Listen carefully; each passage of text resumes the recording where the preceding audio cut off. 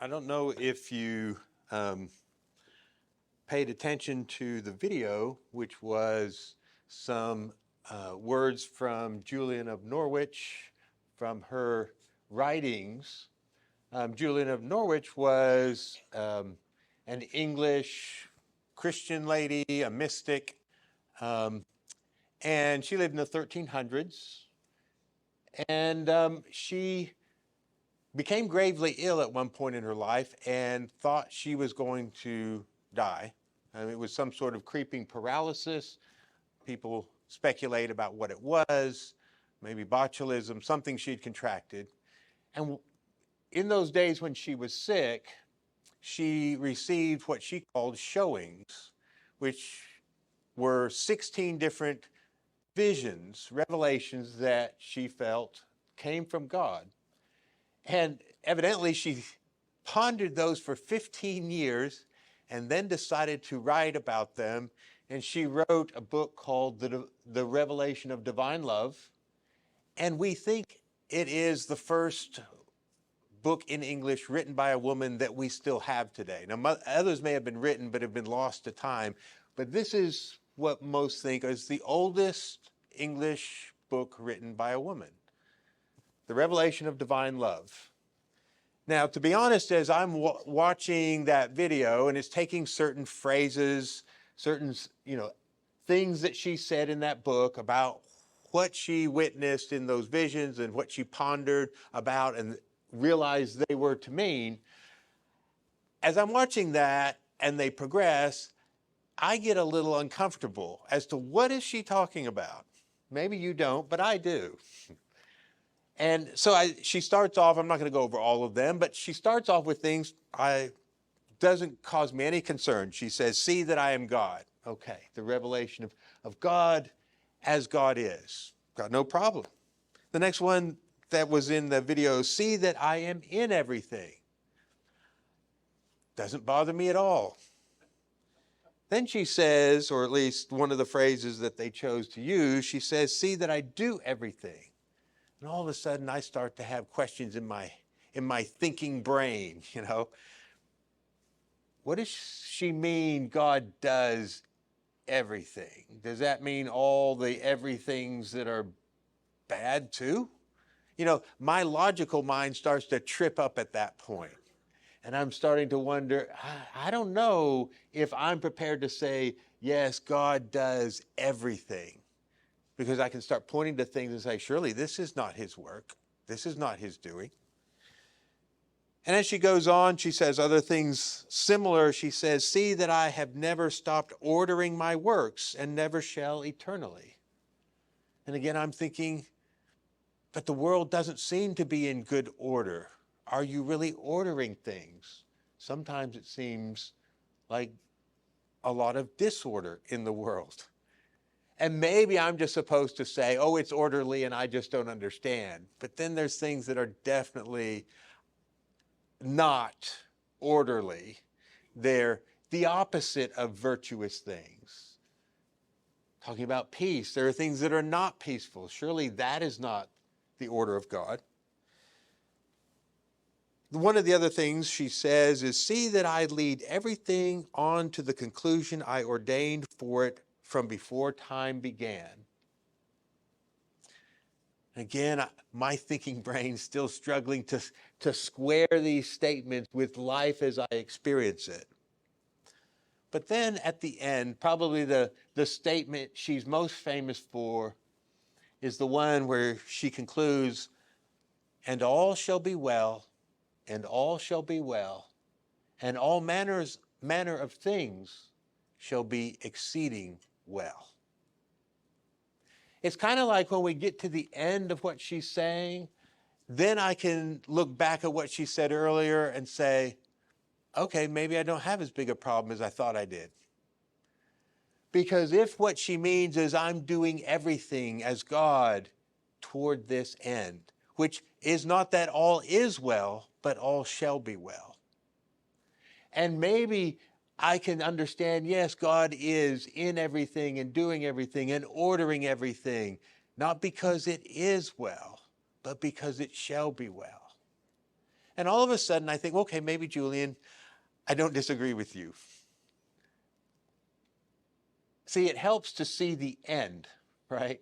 It helps to know where this was going to help you then put in perspective what happens along the way. And I think that's a truth that's just useful to remember about life and about so many things and about our spiritual journey. And I think it's similar about this passage that we're looking at from Ephesians chapter 4. Sometimes the lectionary gives us these, what I consider very iconic passages, and they're always intimidating. What do you say about such a momentous passage by Paul where he talks about, we're familiar with these 7 ones, and there's 7 of them, right? And we know, oh, that means something in Judaism. The number 7 is completeness, wholeness. It's the same as the number of days of creation in which everything becomes, at the end, declared to be very good. And so for someone like Paul, out of his culture, out of his experience, and so in touch with the prophetic tradition, he names 7 ones, because there's more than those 7, but he names 7 to make that point. And you think about, well, what, or at least I think about, what am I going to say about this passage?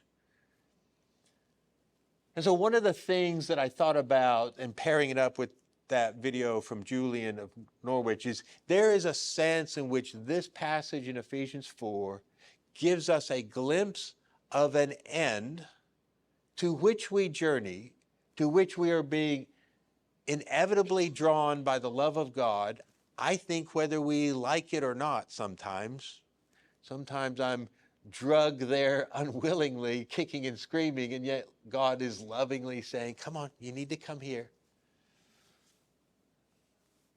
I remember when a friend of mine was once speaking and talked about how he was walking his dog who sometimes didn't want to go, and how much he had to kind of tug him along with the leash. And he said, I think that's God in me sometimes. I'm the dog that doesn't want to go, and God's having to tug me along, get me to go. But I think this passage then gives us a picture of the end. And I think the ones do. These statements about the 7 things that Paul enumerates as one, because it comes to the final one, and it says, one God and Father of all, who is over all and through all and in all. For Paul, the whole cosmos, the whole arc of life from creation onward is headed towards this place in which God then becomes truly over all, through all, and in all. And that can give us a sense, poetically and figuratively, and a kind of vision for, if that's where we're headed, then somehow along the way, things are progressing, things are moving, maybe in fits and starts sometimes, 2 steps forward, 3 steps back, and then 3 more forward and 2 back. Not in a nice linear progression, but sometimes very sporadically. But that's where things are headed. Into a place and an existence and a love where God becomes all in all. Now, I want us to look back a little bit earlier and spend a few moments with the first 3 verses before Paul enumerates those 4 things. Because I think this now describes what it is we are to be about if we have this understanding of how we are being inevitably drawn into this oneness of God, in which all things reach their unity in God. And I think that sense of oneness is not simply a singularity in terms of 1 as a number. I think it's oneness in the sense of wholeness. Fragmentation has disappeared and all has become bound together in a single, held together unity. And so there's a wholeness, I think, with that idea of oneness. There's a sufficiency, a oneness in that nothing is lacking. It's all become one. There's nothing missing. There's nothing else to be added. It has all been included, and somehow all that is needed is now present. And if that's the end, well, how do we then live into it? And I think that's the opening parts of this passage. So Paul begins, therefore I, the prisoner of the Lord, and that kind of has a double meaning. He is a prisoner because of his faith in the Lord, but he also is a prisoner, and rejoicingly so, of the Lord himself. And so there's this kind of double meaning. Is he talking about literally being in a jail cell because he got accused of doing some stuff in Jerusalem and the Romans threw him in jail? That's literally the case. But in a spiritual sense, he's the prisoner of the Lord and would not have it any other way. But he speaks from that vantage point. Therefore I, the prisoner of the Lord, implore you to walk in a manner worthy of the calling with which you have been called. There's several times, a handful of passages, maybe 6 of them, where Paul uses this language of being worthy. And this is so easily misunderstood because we so easily can think, oh, he's saying I have to be good enough. We easily think that because we believe that the world is ultimately transactional and we have to please others in order to receive anything. That's because that's our default mode, and it's a default mode that has to do with the fact that we don't experience the world as it should be, but as it actually tends to be, which is transactional. We don't tend to hear what Paul's saying. We might think, well, he says we have to walk worthy. I need to be good enough. But notice what Paul's saying. It's not be worthy in order to be called. It's be worthy of your calling. And your calling has already occurred. You were called not because you were worthy. You were simply called because God is worthy, because God is loving, because God is willing to call each one of us. And so what Paul is talking about is urging them to live up to that calling. Now, a good illustration is, I think, the movie Saving Private Ryan. I'm going to ruin it for you if you've not seen it, but it's old enough that you should have seen it, right? So if you've not, this is your fault. I guess you could exit if you're like, I want to watch that someday and I don't know the ending. But I think Saving Private Ryan, and it's interesting that it's called Saving Private Ryan, not that it was intended to be theological, but really everything is theological if we have the eyes to see and the ears to hear. But this is deeply theological. So you know what the gist of the story is? There's a mother who's lost, I think, 4 sons already in World War II, and this is her last surviving son. She had 5 boys, 4 have already been killed. And the War Department says, and this is based actually loosely on a real circumstance. The War Department says no woman should lose all 5 sons, so we are going to get her last remaining son, Private Ryan, and bring him out of the war and take him home because she shouldn't have to lose them all. And so Tom Hanks plays this character, Captain Miller, who is in charge of a small squad who's going to go get him. And he's somewhere in Normandy after the D-Day invasion, and so it's all chaotic, and they're having to go find, where is this guy? We got to find him. We know where he's supposed to be. We got to tell him, you're going home.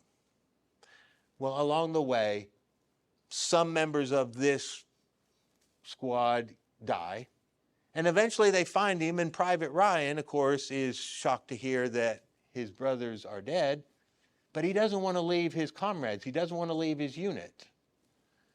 And so Captain Miller and the others stay and fend off a German counterattack, and all of them die. But Private Ryan survives. And there's a scene on the bridge when Captain Miller is dying, and he tells Private Ryan that he needs to earn this life. I mean, they've given him this life, this opportunity. They've saved him. Now, why did they save him? not because he was a war hero. They saved him simply because he was Private Ryan, which is, I believe, analogous to how God saves us. Not because we've done anything good, but simply because we are the person we are, and he deeply loves us, and it has nothing to do with our accomplishments. He says, I love you, I call you, I save you, I rescue you. And the closing scene, here's where I'm absolutely ruining it, but I've already ruined it, but let's just absolutely ruin it.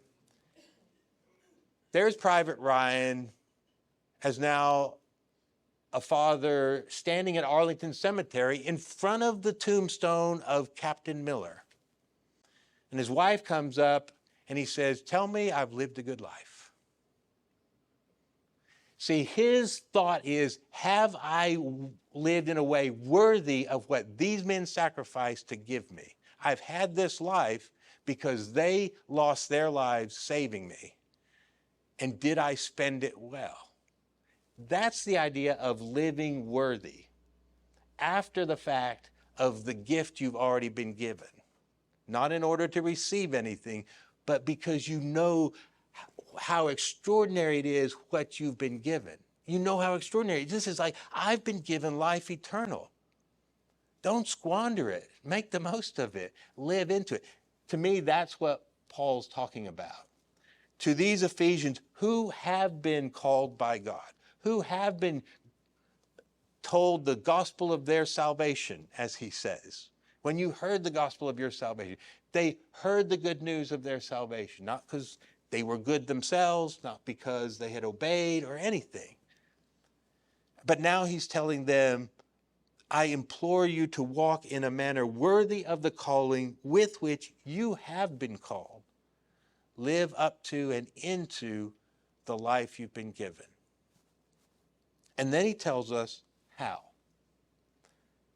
Remember, it's a life that's headed towards participation in this grand cosmic unity where everything will be united in God. And it's signified by its already being seen and experienced in the one faith and the one baptism and having the one Lord and the one Spirit and all these things we could say. It's already evident how all things are being brought together.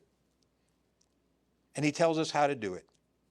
He says in verse 2, with all humility and gentleness, with patience, showing tolerance for one another in love.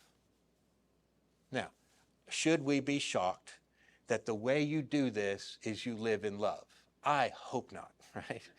We've been reading and listening to Jesus long enough and reading the words of the apostles that we should know the answer is probably going to be live as loving people, right? And so that's what Paul's saying. But he describes what that love also looks like, some of the aspects of it, with humility and gentleness and patience and showing tolerance for one another in love. Patience, love is patient, Paul says, 1 Corinthians 13. I think to be humble, as Paul talks about, and consider the needs of others as more important than yourselves, as he talks about in Philippians, that's an aspect of love. So the humility, the gentleness, the patience, the showing tolerance for one another when someone else messes up, you just show tolerance, give them a second chance, as it were, and an endless number of second chances, right? 70 times 7. You just keep being patient. These are all aspects of love. So what Paul says is you need to live in a way that is worthy of your calling because you have been called, and the way you do that is you live in love. You live in a kind of community with one another, a kind of fellowship of God. And he calls this in verse 3, this is the Spirit's work of binding us together in peace, being diligent to preserve the unity of the Spirit in the bond of peace. Once again, this has already been accomplished by God, even if I'm not participating well or even I'm experiencing it well from others. God, through his Spirit, has already created this bond of peace. And now Paul is calling me not only to live up to what my calling is in love, but preserve that peace that the Spirit has created, even if it is not yet manifest in everything. But I need to be a person of peace. Can't make anyone else be that, but I need to be that, right? I need to be the peacemaker. So as we think about these thoughts by Paul, I don't have time to talk about the rest of the passage. But I want us to think about what it means for us to live into what is coming as the unity of God in all things. That's the vision of the end. And I have to hold that firmly in place, or I will lose sight of what to do right now. If I lose sight of what to do right now, then I forget that it's about unity, that it's about a bond of peace, that it's about the expressing of love, which can cover a multitude of sins, right? Peter says. So the practice of love, preserving the bond of peace, is all ways that I then engage in this coming unity, which I know is exemplified in the oneness of the faith of the Lord, of the hope of our calling, of the baptism, and ultimately finds its full expression in how God is over all, through all, and in all. I have to keep that vision, or I forget to do what it is I need to do on Monday, right? Because Monday will challenge me to not be loving and not to preserve the peace. There will be things that happen. But I have to have that vision, the end to which we are headed. I think Paul expresses it well. And may God, by his grace, bring us there in his goodness and through his Spirit. Amen.